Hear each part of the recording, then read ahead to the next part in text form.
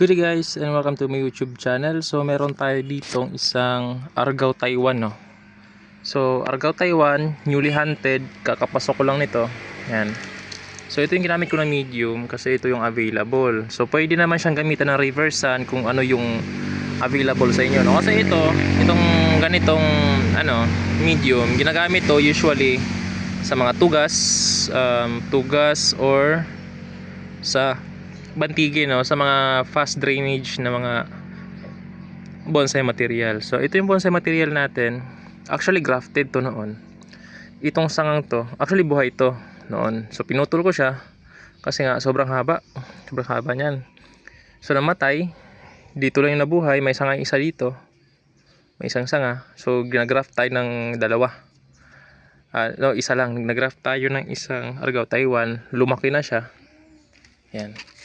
Lumaki na siya and pinutol. So explain ko sa inyo mamaya kung bakit na-hunt to and bakit pinutol to dito.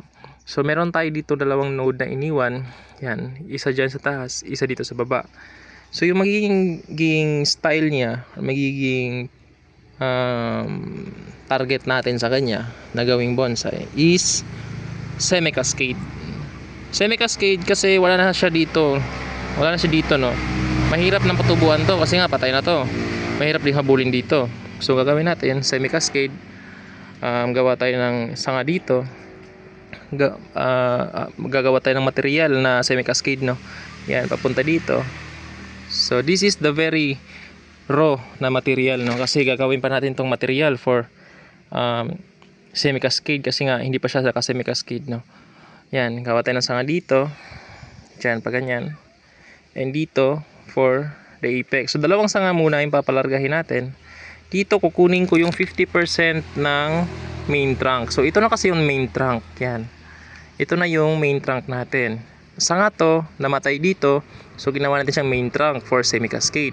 So ito, kukunin natin yung hindi pala siya 50% no, kasi nga first branch to for semi-cascade. So hindi siya dapat 50%. So gagawin natin sa kanya nasa 30% dito. Kasi nga yung continuation ng trunk, doon natin kukunin yung 50% ng size. So ito, yung first branch, hindi dapat siya 50%, nasa siya 30%. So ganyan, pababa. Gagawa tayo ng abang dyan. Dito naman, kukunin natin yung 50%. Kasi nga ito yung continuation ng trunk. 50%, then papunta dito is apex. So meron tayong first branch, sunod ng first branch, kasi nga sa paggawa ng branch sinusunod ko yung basic, yung first branch, back branch, and the second branch also the apex. So gagawa pa tayo dito ng continuation ng trunk. Ito, gagawin natin yung continuation ng trunk, papatubuin pa natin yan, gagawin natin yung 50% yung size dito. So doon tayo kukuha, merong siguro ganito kahaba lang, doon tayo kukuha ng back branch and the second branch. Sunod is the apex. Yun yung final na sanga na gagawin natin. So dahil wala pa yun, focus muna tayo sa pagbuhay sa kanya. So yung ginawa ko dito is ganitong medium yung ginamit natin. Pwede naman reverse hand. Madali lang itong buhayin kasi nga Argao Taiwan to, or Argao, pamilya ng Argao. Yung Argao guys, napakadali niyang buhayin, no? Kahit pabayaan nyo yan, basta buhay na siya, hindi siya madaling mamamatay. So ito yung nakafocus ako ngayon na material, kasi yung material na to kahit iwan mo yan, hindi siya madaling mamatay, no. Di tulad ng bantige. Yung bantige kasi dapat hands on ka talaga sa bantige. Di tulad nito kasi nga nasabi ko na on and off ako sa pagbobonsai. So pag huminto ako sa pagbobonsai, ginaground ko to sila. So nandoon yung mga lumang garden natin, nakaground yan lahat. So mamaya pupuntahan natin yan. So doon yun ang galing, ito. So yun nga yung plano ko, pinag-ground ko sila para kung kahit huminto ko sa pagbobonsai ngayon, pag bumalik ako, meron ako makukuha na bonsai material sa garden lang. Hindi na ako mag-hunt ng mga bonsai material sa wild. So dito lang ako sa garden mag-hunt. So yung laman ng garden natin is na merong Argao Taiwan, merong tugas, merong bougainvillea, 21 jewel, and also yung galabra, yung purple na bulaklak, no. So meron tayong meron pa tayong, actually meron tayong ficus, no, pero parang naubos na siguro, kinuha ko na. And yun lang. Ito maganda yung base nito guys, no. Ito yung nagandahan ko kasi nag-survey ako sa area ko doon sa ano, sa garden. Maganda yung kanyang base kasi pag ganyan yan, no. Pag ganyan. Tapos dito naman pag ganyan. So ano siya? Tapering yung kanyang base. So siguro I don't know kung iaangat pa natin yung pagka-taper niya o ganyan na lang siguro. Kasi nga semi-cascade naman kasi ito. Pag inangat ko pa to, medyo hindi na siya magiging semi-cascade, magiging one-sided na siya kasi nga mas aangat yung sanga dito. Kasi nga nandito yung base niya.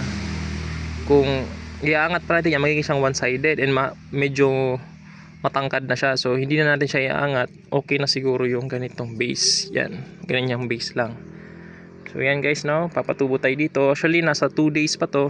2 days pa to sa lilim, pero yan, okay pa rin yung kanyang mga shoot. Yung mga shoot na yan is dati na yan, pinutol ko lang yung mga dulo para hindi siya ma-dehydrate. So iniwan ko lang yung iba para magkaroon ng abang kung saan siya tutubo. Actually meron pang isang ano dyan, dito sa may bandang likod yan. Tinanggal ko to kasi nga hindi naman to magagamit. Kasi nga magpapatubo tayo ng back branch dito na sa gagawin nating abang. So ito, pinutol to because my uncle nilinis niya yung area ko, no, kasi yung area ko napakasukal, and totoo naman napakasukal, and ilang beses niya akong sinabihan na linisin. So hindi ko nilinis kasi nga tinatamad ako. So yun nga, pinagpuputol niya and pinagsusunog niya yung iba. So napakaraming bonsai material doon ng mga Argao Taiwan na naka-rock clasping at hindi ko na rescue kasi nga nasunog talaga, totally na nasunog. And pati nga yung bato is bumigay na yung bato kasi nga sa sobrang init ng pagkakasunog sa kanila.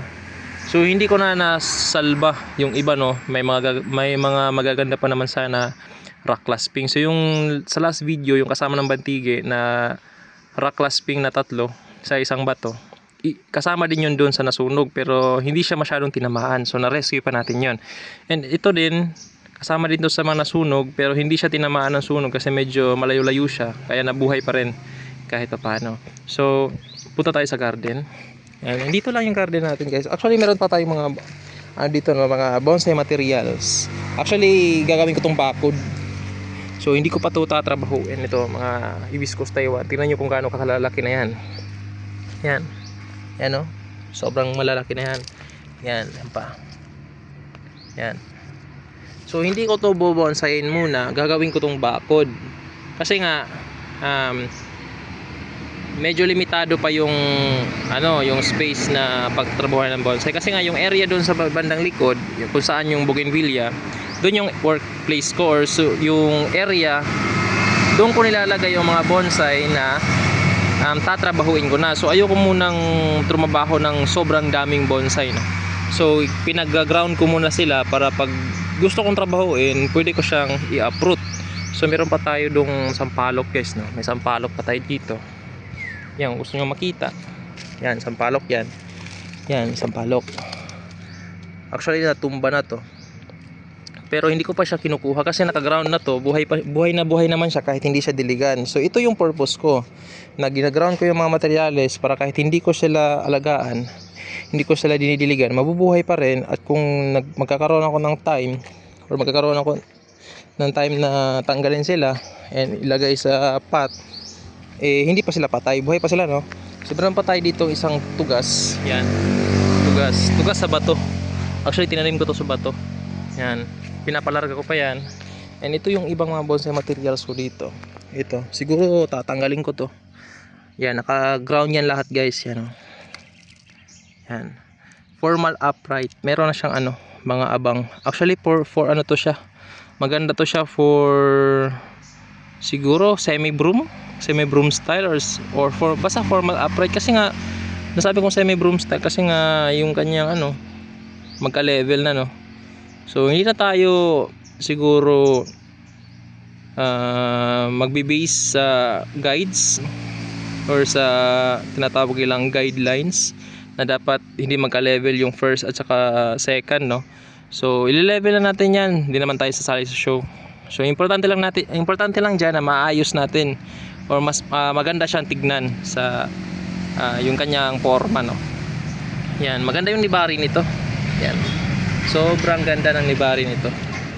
Yan guys, yan o, nakatago. So hindi talaga siya totally pwede pang show kasi nga reverse na siya, oh. Reverse tapering na siya. So ano lang siya, pambahay lang talaga, yung parang design na lang. Pero hindi naman natin siya hindi naman natin siya gagawing hindi maganda. So gagawin pa natin siya ng hustisya yung kanyang forma, no. Yan. So meron pa tayo dito. Tugas siya, no, tugas. Meron tayo dito isang Argao Taiwan. Ito Argao Taiwan. Sobrang tagalan ito, guys. Nasa ano siguro to sa Mongol size na pencil. Tingnan nyo. Sobrang laki na ng katawan. So meron tayong first branch. Ito yung ganito ako gumawa ng ano, ng maglatag na mga primary, no. So pinapalaki ko pa and doon ko pinuputol. Yan, meron tayong first branch, may back branch sa likod. Yan, back branch. Second branch, so napaliit yung putol ko dito kasi nga sobrang laki na nito. So kailangan dapat maliit lang. Dapat yung pinakamalaking sanga nasa baba, paliit na paliit. So dito sobrang laki na kasi nito. Nahabulan na yung first branch. So pinutol ko ng todo para mapatubol tayo ng mas maliit-liit. And ito naman yung abang for the apex. Sorry, hindi na focus. Ayan. And meron tayo ditong Hibiscus Taiwan. Hibiscus Taiwan, naka-ground din yan, guys. Katulad no, naka-ground yan silang lahat. So ito yung hunting area ko. Actually ito yung main garden ko noon. Iniwan ko sila kasi nga huminto ako sa pabonsai. Pero inassure ko naman na kahit iniwan ko sila, hindi sila mamamatay kasi nga naka-ground extension sila. Yan o, Hibiscus Taiwan.